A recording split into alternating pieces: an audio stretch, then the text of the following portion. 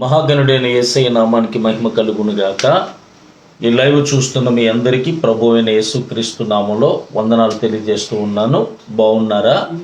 దేవుడు తన అపారమైన ప్రేమను బట్టి, కృపను బట్టి గతించిన దినమంతా కూడా ఆయన సజీవమైన రెక్కల చాటున కాసి కాపాడి భద్రపరిచి మరలా ఈ సాయంత్రపు వేళ ఆయన పాద సాన్నిధ్యములో దేవుని వాక్యాన్ని నేర్చుకోవటానికి, దేవుని వాక్యాన్ని ధ్యానం చేయటానికి, దేవుని వాక్యం చదవటానికి దేవుడిచ్చిన గొప్ప భాగ్యాన్ని బట్టి దేవుణ్ణి స్తుతిస్తూ ఉన్నాను.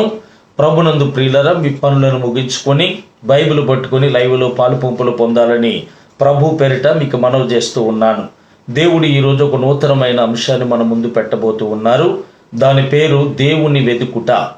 దేవుణ్ణి ప్రతి మనిషి వెతకాలి. వెతికితే ఆయన మనకి దొరుకుతాడు గనుక ఆ దొరికే దేవుణ్ణి ప్రతి ఒక్కరూ కూడా వెతకాలని, దేవుణ్ణి వెతుకుట అనే అంశం ద్వారా దేవుడు మనతో మాట్లాడుతుండగా శ్రద్ధగా దేవుని మాటలు వినాలని ప్రభు పేరిట మీకు మనవి చేస్తూ ఉన్నాను. దేవుని వాక్యాన్ని చదువుకుందాం. అపోస్తులుల కార్యాల గ్రంథము 17వ అధ్యాయము 26వ వచనాన్ని చదువుతున్నాను. మరియు యావత్ భూమి మీద కాపురముండుటకు ఆయన ఒకని నుండి ప్రతి జాతి మనుషులను సృష్టించి, వారు ఒకవేళ దేవుణ్ణి తడువులాడి కనుగొందురేమో అని తన్ను వెతుకు నిమిత్తము నిర్ణయ కాలమును వారి నివాస స్థలముల యొక్క పొలిమేరను ఏర్పరిచెను. ప్రార్థన చేసుకుందాం. మహాపరిశుద్ధుడ, ఘనమైన తండ్రి, వందనాలు. ఎంతవరకు కాపాడో మళ్ళా నీ పాద సాన్నిధ్యం మాకు ఇచ్చావు తండ్రి. నీ ఆత్మ సహాయం కోరుకుంటున్న దీనుని తండ్రి, కరుణించి కనికరించి మా అందరితో మీరు మాట్లాడండి నాయన. ఆటంకపరిచి అభ్యంతరాలు పెట్టి అనాలోచనలు పెడుతున్న ప్రతి విధమైన దెయ్యపు శక్తులను నజరేయుని యేసు నామములో బంధిస్తున్నాను. కృపగల నీ హస్తాలకు మమ్మల్ని అప్పగించుకుంటూ యేసు నామములో అడుగుచున్నాను పరమ తండ్రి, ఆమేన్. దేవుడికి స్తోత్రం. కూడి ఉన్న మీ అందరికీ ప్రభువైన యేసుక్రీస్తు నామంలో మరొకసారి వందనాలు తెలియజేస్తూ ఉన్నాను. రండి, దేవుని వాక్యాన్ని ధ్యానం చేద్దాం. చదువుబడిన వాక్య భాగము అపోస్తులుల కార్యాల గ్రంథము 17వ అధ్యాయము 26వ వచనాన్ని మనం చదువుకున్న వాక్య భాగంలో అపోస్తులుడైన పౌలు ఎథెన్సు పట్టణ వాసులందరికీ కూడా ఆయన ఈ విధంగా ఆయన ప్రకటన చేస్తూ ఉన్నాడు. ప్రియులారా, ఆయన సువార్త ప్రకటిస్తూ ఎథెన్సు పట్టణానికి వెళ్ళాడట. ఆ పట్టణానికి వెళ్ళినప్పుడు ఆ పట్టణం అంతా కూడా విగ్రహములతో నింపబడిందట. విగ్రహములతో నింపబడితే ఆయన ఆత్మ పరితాపం పట్టలేకపోయిందట. అది చూసి ఆయన అలా చూస్తూ ఉండగా ఒక ప్రతిమ కనపడిందట. ఆ గుడి మీద దేవుడు తెలియబడని దేవునికి అని రాయబడిందట. అది చూసి అంటాడు, ఎథెన్సు పట్టణవాసులారా, తల్లిలారా, తండ్రులారా, మీరు తడులతోనూ మడులతోనూ విభూది రేఖలతోనూ మీరున్నారు. తెలియక మీరు దేవతాభక్తి విషయంలో చాలా ఆసక్తి కలిగి ఉన్నారు. తెలియక దేనియందు విశ్వాసం ఉంచారో దానినే మీకు తెలియపరచవచ్చుచున్నానని వారికి సువార్త ప్రకటించి ఆ కిందకు వచ్చేసరికి ఆయన అంటున్నాడు, ఆయన యావత్ భూమి మీద నుండుటకి ఆయన ఒక మనుషుల నుండి ప్రతి జాతి మనిషిని కూడా ఆయన పుట్టించాడు. ఒకవేళ అలా పుట్టబడిన వారు తడువులాడి దేవుణ్ణి ఎతుకుతారేమో అని చెప్పి నిర్ణయ కాలమును వారి నివాస స్థలముల యొక్క పొలిమేరలను దేవుడు ఏర్పాటు చేశాడు అని చెప్పి దేవుని వాక్యంలో పౌలు గారు తెలియజేస్తూ ఉన్నాడు. కనుక ప్రతి మనిషికి దేవుడు చాలా అవసరం. ప్రియులారా, ఈ సర్వ విశ్వాన్ని కలగజేసిన వాడు దేవుడు. ఆకాశాన్ని ఆయనే చేశాడు, భూమిని ఆయనే నిర్మించాడు, సూర్యచంద్ర నక్షత్రాలను ఆయనే చేశాడు, వాటికి పేర్లు కూడా ఆయనే పెట్టాడు. ఈ సర్వ విశ్వములో ఉన్న ఈ పంచభూతాలని కలగజేసింది ఆయనే. నేలమట్టితో మనిషిని చేసి నాసికారంధ్రాలలో జీవవాయువును ఊదింది కూడా ఆయనే. ఆయనే ఈ సమస్తాన్ని కలగజేశాడు గనక ఆ కలగజేసిన దేవుడు ప్రతి మనిషికి అవసరం. తినటానికి తిండి ఎలా అవసరమో, తాగటానికి నీళ్ళు ఎలాగ అవసరమో, గాలి పీల్చడానికి గాలి ఎలాగ అవసరమో, అలాగే దేవుడు అవసరం ప్రతి మనిషికి చాలా ఉంది. కనుక దేవుడు ఉండాలి, దేవుణ్ణి కనుగొనాలి, నిజదేవుణ్ణి తెలుసుకోవాలి, నిజదేవుని యొక్క రక్షణ ప్రతి మనిషి పొందుకోవాలి. అందుకు ప్రతి మనిషి కూడా దేవుణ్ణి ఎతకాలి. ప్రియులారా, ఈ లోకంలో రకరకాల వాటిని మనం వెతుకుతున్నాం, కానీ దేవుణ్ణి ఎతుకుతున్నామా? తెల్లారితే డబ్బును ఎతికే వాళ్ళు కొంతమంది, బంగారాన్ని ఎతికే వాళ్ళు కొంతమంది, స్నేహాలను ఎతికే వాళ్ళు కొంతమంది, సారా కొట్లను ఎతికే వాళ్ళు కొంతమంది, సానికొంపలను ఎతికే వాళ్ళు కొంతమంది, పేకాట స్థలాన్ని ఎతికేవారు కొంతమంది, కోడి పందాలను ఎతికేవారు కొంతమంది ఉన్నారు. కానీ సృష్టికర్త అయిన దేవుణ్ణి ఎంతమంది ఎతుకుతున్నారు ప్రియులారా? సృష్టికర్త అయిన దేవుని సన్నిధిని ఎంతమంది ఎతుకుతున్నారు ప్రియులారా? కనుక ఒకవేళ తడువులాడి దేవుణ్ణి ఎతుకుతామేమో అని చెప్పి దేవుడే నిర్ణయ కాలమును దేవుడే ఏర్పాటు చేశాడని చెప్పి దేవుని వాక్యం చెప్తూ ఉంది. ఇశ్రాయేలీయులకు దేవుని ప్రజలు దేవుణ్ణి వెతికేవారు. ఎక్కడ ఎతికేవారు అని మనం చూస్తే నిర్గమకాండము, దేవుని యొక్క వాక్య గ్రంథములో నుండి నిర్గమకాండము చూడండి ప్రియులారా, 33వ అధ్యాయము 7వ వచనం ఇలా ఉంది. అంతట మోషే గుడారమును తీసి పాలుము వెలుపలికి వెళ్ళి పాలుమునకు దూరముగా దానిని వేసి దానికి ప్రత్యక్ష గుడారం అని పేరు పెట్టెను. యెహోవాను వెతికిన ప్రతి వాడును పాలుమునకు వెలుపలనున్న ఆ ప్రత్యక్ష గుడారమునకు వెళ్ళవలసి వచ్చెను. చూసారా, ఇశ్రాయేలీయులు దేవుణ్ణి ఎతికేవారు. ఎక్కడ ఎతికేవారంటే ప్రత్యక్ష గుడారంలో ఎతికేవారు. దేవుడు ప్రత్యక్ష గుడారంలో ఉన్నాడని, దేవునికి మన స్వరం వినబడద్దని, దేవుని స్వరం మనకు వినబడద్దని, కొన్ని విన్నపాలు చెప్తే ఆయన ఆలకించి జవాబునిస్తాడని చెప్పి ఇశ్రాయేలీయులు ఎక్కడికి వెళ్ళేవారంటే ప్రత్యక్ష గుడారం దగ్గరికి వెళ్ళి, పాలుమి వెలుపలున్నటువంటి ఆ గుడారం దగ్గరికి వెళ్ళి ఆ గుడారం దగ్గర దేవుణ్ణి వెతికేవారు ప్రియులారా. మరి ఈరోజు దేవుడు గుడారం దగ్గరికి వెళ్ళి ఎతికితే కనపడతాడా అంటే గుడారం దగ్గర ఆయన కనపడ్డు. ఎందుకు కనపడ్డు అని మనం చూస్తే ఇర్మీయా గ్రంథము 12వ అధ్యాయము 7వ వచనం, నా మందిరమును నేను విడిచి ఉన్నాను, నా స్వాస్యమును విసర్జించి ఉన్నాను, నా ప్రాణప్రియురాలిని ఆమె శత్రువుల చేతికి అప్పగించి ఉన్నాను. చూసారా, దేవుడు అంటున్నాడు, నా మందిరాన్ని నేను విడిచి ఉన్నాను, నా స్వాస్యమును నేను విసర్జించాను, నా ప్రాణప్రియురాలిని ఆమె శత్రువుల చేతికి నేను అప్పగించాను అని దేవుడు అంటున్నాడు. దేవుడు మందిరములో లేడు. నువ్వు మందిరానికి వెళ్ళి ఎతికినా, ఆ ప్రత్యక్ష గుడారం దగ్గరికి వెళ్ళి మోకరించి గుండెలు బాదుకున్న దేవుడిని కనపడ్డు. ఎందుకంటే దేవుడు మందిరాన్ని విడిచిపెట్టాడు అని చెప్పి దేవుని వాక్యం మనకి తేటగా తెలియజేస్తూ ఉంది. కనుక ప్రియులారా, దేవుణ్ణి ఎతికే వారిగా మనం ఉండాలి. ఎక్కడుంటాడైనా ఆయన చెప్పాడు. మత్తయి సువార్త 7వ అధ్యాయం 7వ వచనంలో, వెతకండి మీకు దొరుకుతాను అని ప్రభు చెప్పాడు. అడగండి మీకు ఇస్తాను, వెతకండి దొరుకుతాను, తట్టండి తీస్తాను అని చెప్పి యేసు ప్రభువారే స్పష్టంగా చెప్పారు. కనుక ఎతకండి నేను మీకు దొరుకుతాను అన్న ప్రభుని మనం ఎతికేటువంటి వారిగా మనం ఉండాలి. ప్రియులారా, ఒకసారి యేసు ప్రభుని కొంతమంది ఎతుక్కుంటూ వచ్చి అన్నారు, బోధకుడా నువ్వు ఎక్కడున్నావా అని చెప్పి నేను ఎత్తుక్కుంటూ వస్తున్నావంటే ప్రభు చెప్పాడు, మీరు నన్ను ఎందుకు ఎతుకుతున్నారో తెలుసులే, మీరు రొట్టెల కోసమే కదా నన్ను ఎతుకుతున్నారని ప్రభు చెప్పాడు. ఈరోజు క్షయమైపోయేటువంటి దాని గురించి మనిషి ఎతుకుతున్నాడు, కానీ అక్షయమైనటువంటి వాని కోసం మనం ఎతకట్లేదు ప్రియులారా. దేవుణ్ణి మనం ఎతకాలి.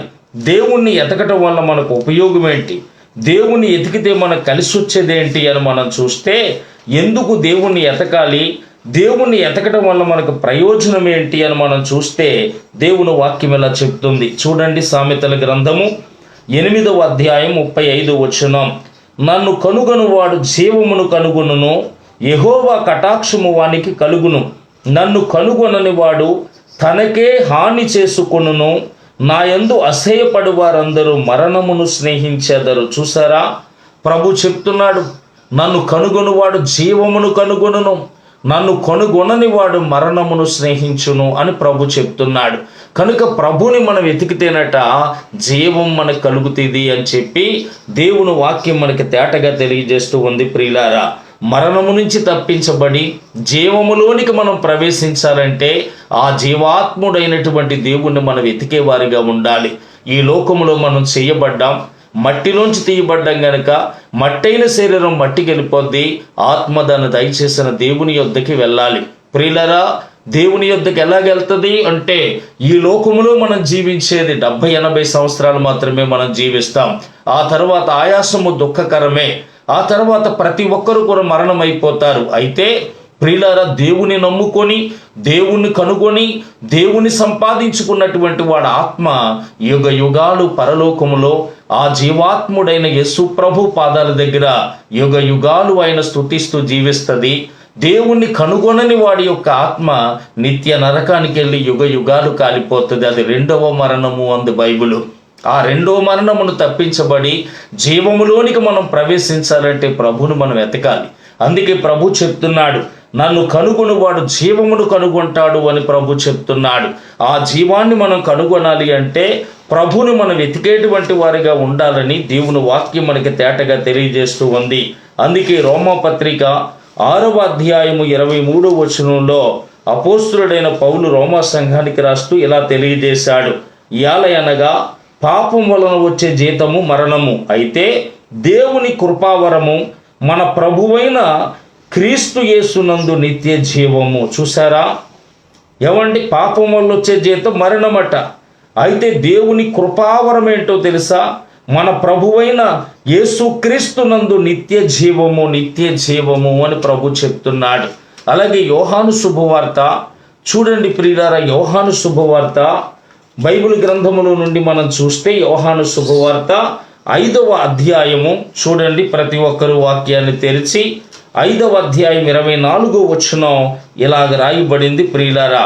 5వ అధ్యాయం 24వ వచనం, నా మాట విని నన్ను పంపిన వాని యందు విశ్వాసముంచువాడు నిత్య జీవము గలవాడు, వాడు తీర్పులోనికి రాక మరణములో నుండి జీవములోనికి దాటి ఉన్నాడని మీతో నిశ్చయముగా చెప్పుచున్నాను. చూసారా, ఆయన్ని కనుగొనేవాడట నిత్య జీవము గలవాడట, ఆయన్ని కనుగొనేవాడట మరణములో నుండి జీవములోనికి దాటి ఉంటాడట. ప్రభువే చెప్పాడు ఈ మాట. అందుకే ఆయన మనం ఎందుకు ఎతకాలి అంటే, జీవము కలిగిన వారిగా ఉండాలంటే, జీవాత్ముడైన ప్రభు రాజ్యములో మనం ఉండాలంటే, నిత్య జీవములో మనం ప్రవేశించాలి అంటే ప్రభు అయిన యేసుక్రీస్తును మనం ఎతకాలి ప్రియులారా. అందుకే అంటున్నాడు, ఒకవేళ తడువులాడి దేవుణ్ణి ఎతికేవారు కలరేమోనని ఆయన నిర్ణయకాలం యొక్క నివాస స్థలముల యొక్క పొలిమేరుని ఏర్పాటు చేశాడని అపోస్తులుడైన పౌలు చెప్తూ ఉన్నాడు. కనుక ప్రతి మనిషి దేవుణ్ణి ఎతకాలి. రకరకాల వాటిని మనం ఎతకొద్దు.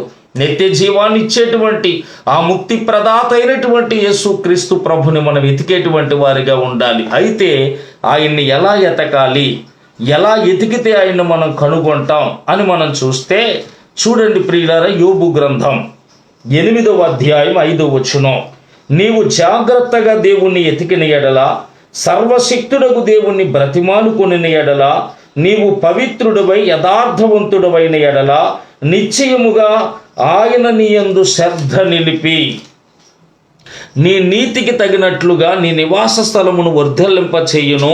అప్పుడు నీ స్థితి మొదటి కొద్దిగా నుండి నన్ను తుదకు నీవు మహాభివృద్ధి నొందెదవు. చూసారా, ఇక్కడ యోబు గారు చెప్తున్నటువంటి మాట ఏంటో తెలుసా? నువ్వు జాగ్రత్తగా దేవుణ్ణి ఎతికిన ఎడల. ఎలా ఎతకాలట?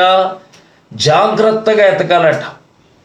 ఎంత జాగ్రత్తగా దేవుణ్ణి ఎతకాలంటే ఒళ్ళు దగ్గర పెట్టుకొని కళ్ళు నెత్తి మీద పెట్టుకోకుండా భయభక్తులతో దేవుణ్ణి మనం ఎతకాలి ప్రియులారా. ఎతికితే ఆయన దొరుకుతాడు.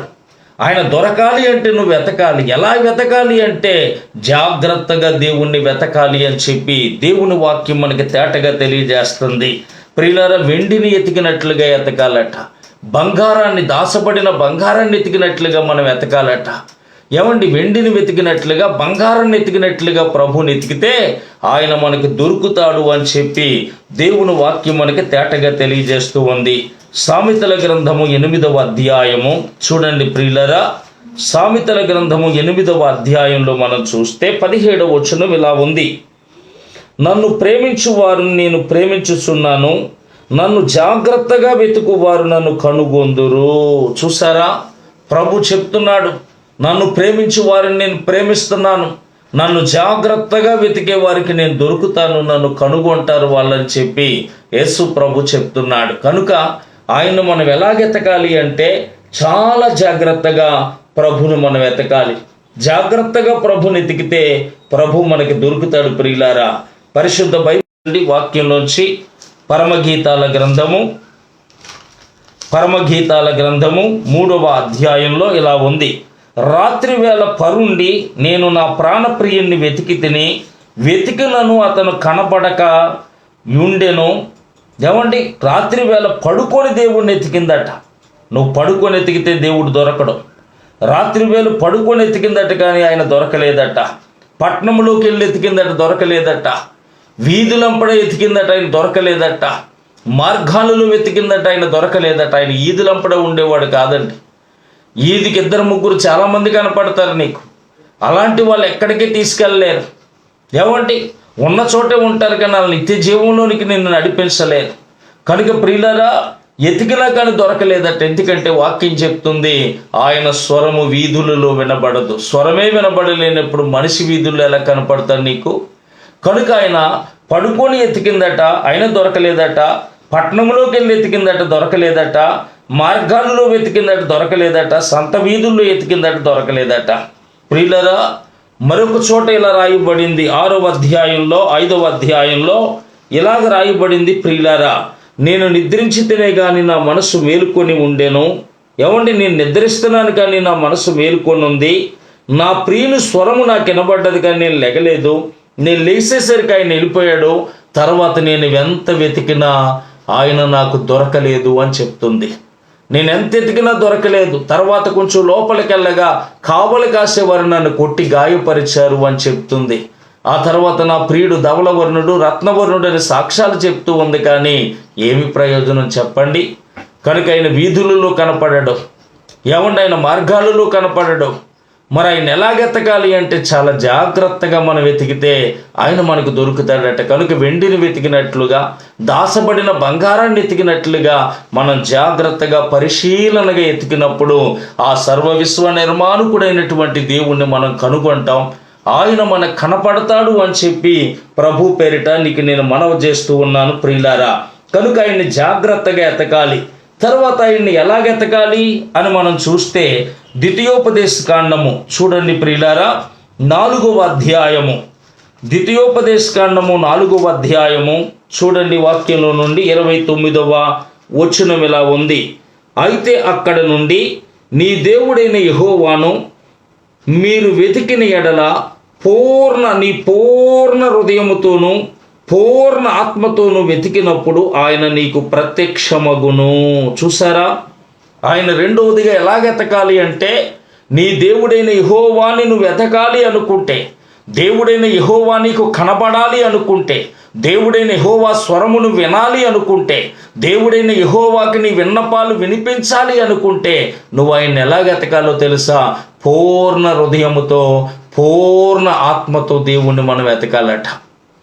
పూర్ణ హృదయముతో పూర్ణ ఆత్మతో దేవుణ్ణి ఎతకాలట. ఆయన ఒక పుస్తకంలో రాశాడు ప్రియులారా, దావీదు పూర్ణ హృదయుడట, సొలొమోను అర్ధ హృదయుడట, సౌలు హృదయహీనుడట. సౌలికి అసలు హృదయమే లేదట. సొలొమోను అయితే సగం హృదయం దేవునికి, సగం హృదయం తన భార్యలకు ఇచ్చేసాడు కనుక అర్ధ హృదయుడు. కానీ దావీదు మహాచక్రవర్తి పూర్ణ హృదయుడు అని చెప్పి వాక్యంలో రాయబడింది. కనుక వాక్యంలో ప్రభు చెప్తున్న మాట, నువ్వు ఆయన్ని ఎతకాలి అనుకుంటే పూర్ణ హృదయముతో పూర్ణ ఆత్మతో దేవుణ్ణి నువ్వు వెతకాలి అని చెప్పి వాక్యంలో రాయబడింది. అదండి, మనం చూస్తే ఇశ్రాయేలుల మొదటి రాజైన సౌలు గారు ప్రియులారా ఎక్కడెతికాడు అంటే గద్ది చెప్పే దాన్ని ఎతికాడు. కర్ణ పిశాచ గల దాన్ని ఎతికాడు. అందుకే తన మరణం అయిపోయాడు. తన రాజ్యము పోయింది. కొడుకు చనిపోయాడు. తన మనవుడు కుంటుకాలుడు అయిపోయాడు. రాజ పదవి పోయింది. 40 సంవత్సరాలు పరిపాలించినా కానీ ఏ కీర్తి లేదు ప్రియులారా. అక్కడ కర్ణ పిశాచ గల దాని దగ్గర ఎతికాడట.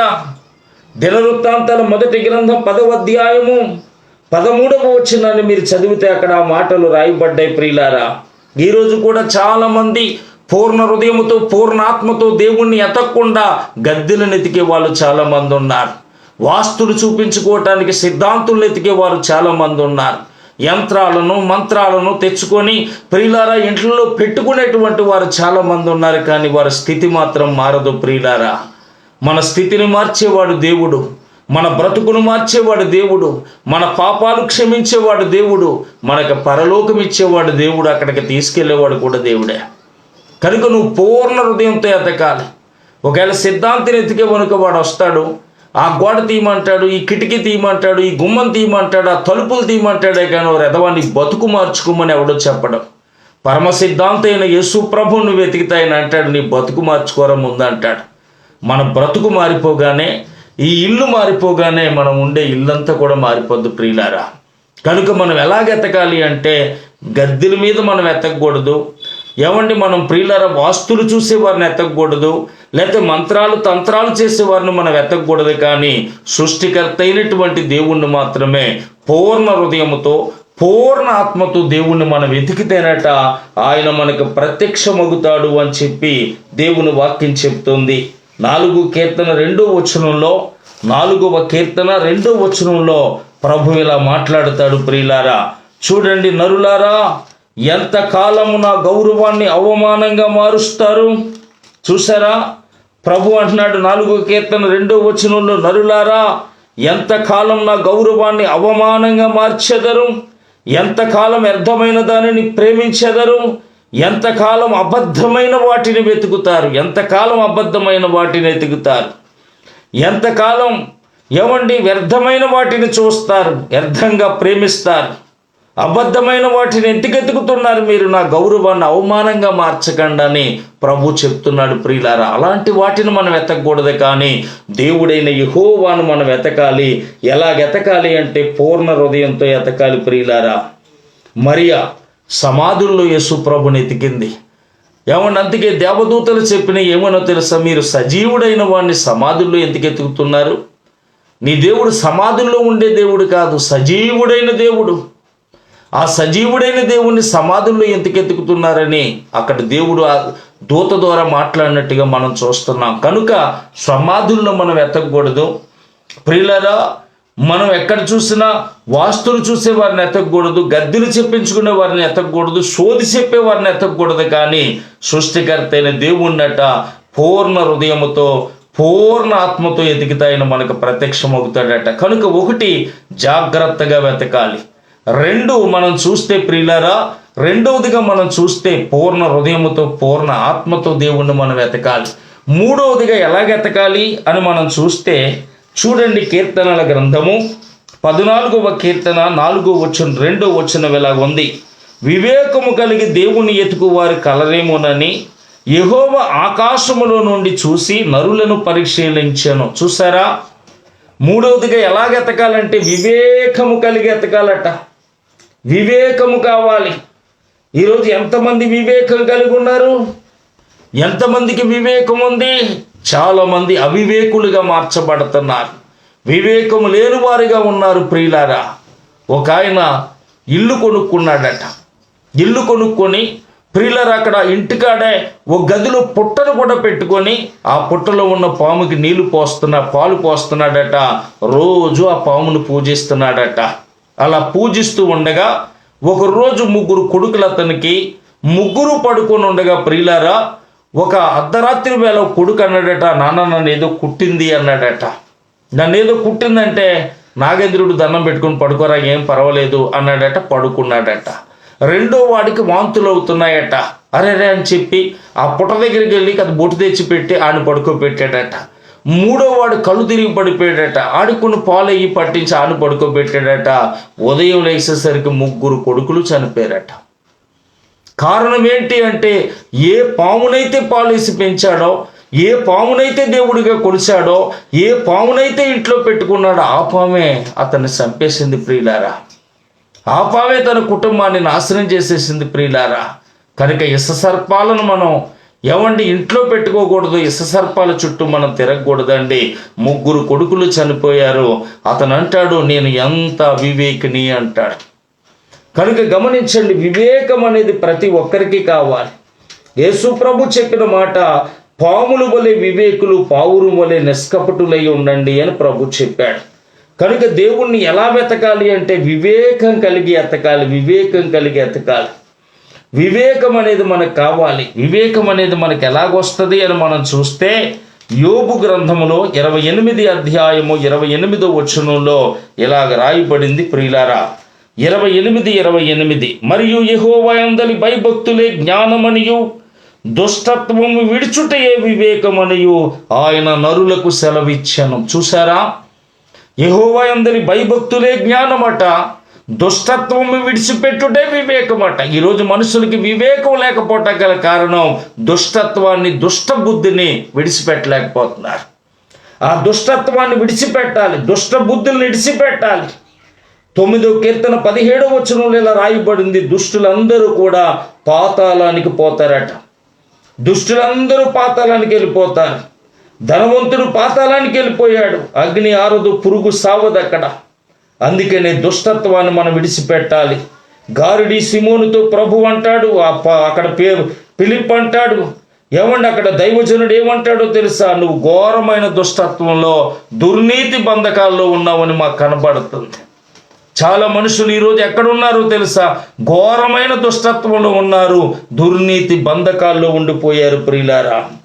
కనుక ఈరోజు తాగి చెడుగా తిరిగి నానా విధములైనటువంటి దురాశలకు లోనైపోయి మనిషి ఏం చేస్తున్నాడంటే దుష్టత్వాన్ని విడిచిపెట్టలేకపోతున్నాడు.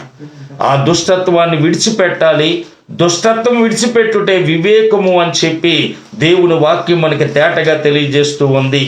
ఇర్మియా గ్రంథము 4వ అధ్యాయము, ఇర్మియా గ్రంథం 4వ అధ్యాయంలో ప్రభు వాక్యం ఇలా సెలవిస్తుంది ప్రియులారా. 4వ అధ్యాయం 14వ వచనంలో ఇలా ఉంది, యెరూషలేమా, నీవు రక్షింపబడినట్లు నీ హృదయములో నుండి చెడుతనమును కడిగి వేసుకొనుము. ఎన్నాళ్ళ వరకు నీ దుష్ట అభిప్రాయములు నీకు కలిగి ఉండును? ఎన్నాళ్ళు అలా ఉంటావు? ఎన్నాళ్ళ వరకు దుష్ట అభిప్రాయాలు కలిగి ఉంటావు? కనుక దుష్టత్వాన్ని నువ్వు విడిచిపెట్టడమే నీకు వివేకం. కనుక దుష్టత్వాన్ని విడిచిపెట్టు అని చెప్పి దేవుని వాక్యం మనకి తేటగా తెలియజేస్తూ ఉంది ప్రియులారా. ఎవండి దుష్టత్వాన్ని విడిచిపెట్టాలి. అందుకనే వాక్యంలో యెహెజ్కేలు గ్రంథం 18వ అధ్యాయంలో కూడా ప్రభువారు ఈ విధంగా తెలియజేశాడు. యెహెజ్కేలు గ్రంథము 18వ అధ్యాయము చూడండి ప్రియులారా, 18:23లో ఇలాగ రాయబడింది, దుష్టులు మరణమునందుడు చేత నాకు ఏమాత్రమైన సంతోషము కలుగునా? వారు తమ ప్రవర్తన దిద్దుకొని బ్రతుకుటయే నాకు సంతోషము. ఇదే ప్రభువైన యెహోవా వాక్కు. దుష్టులు మరణం పొందటం వల్ల ఆయనకి సంతోషం ఉండదట. దుష్టత్వములో కూరుకుపోయి చచ్చిపోవటం వల్ల దేవుడు సంతోషించడట. వీడికి బాగా జరిగింది, వీడి బాగా తీరింది, వీడి సరదా అని దేవుడు అనుకోడట. మన దుష్టత్వం మానుకొని మారు మనసు పొంది పశ్చాత్తాపడైన పాదాల దగ్గరికి వెళ్తామని చెప్పి దేవుడు చూస్తున్నాడట. అందుకే ప్రియులారా ఆయన సంతోషిస్తాడట. అందుకే దుష్టత్వం విడిచిపెట్టాలి. దుష్టత్వం విడిచిపెట్టడం వల్ల మనిషికి వివేకం కలుగుతుందట. రెండోదిగా వివేకం ఎలాగొస్తుంది అని మనం చూస్తే 111 కీర్తన చూడండి. 111 కీర్తన వాక్యం ఎలా చెబుతూ ఉంది. 111 కీర్తనలో 10వ వచనంలో ఇలా ఉంది, యెహోవా యందలి భయము జ్ఞానమునకు మూలం, ఆయన శాసనములను అనుసరించి వారందరూ మంచి వివేకము గలవారు, ఆయనకు నిత్యము స్తోత్రము కలుగుచున్నది. చూసారా, యెహోవా యందలి భయమే జ్ఞానమునకు మూలమట. ఆయన శాసనములను అనుసరించి వారందరూ మంచి వివేకం కలిగి ఉంటారట. ఆయన శాసనాలు అనగా ఆయన వాక్యాలు ధ్యానించేవారు, ఆయన వాక్యాలు చదివే వారందరూ కూడా వివేకం గలవారు అయిపోతారట. అందుకే ఆయన వాక్యాన్ని మనం చదవాలి.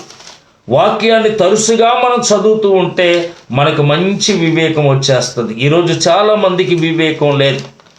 ఏమండి, చాలామందికి వివేకం లేక నశించిపోతున్నారు.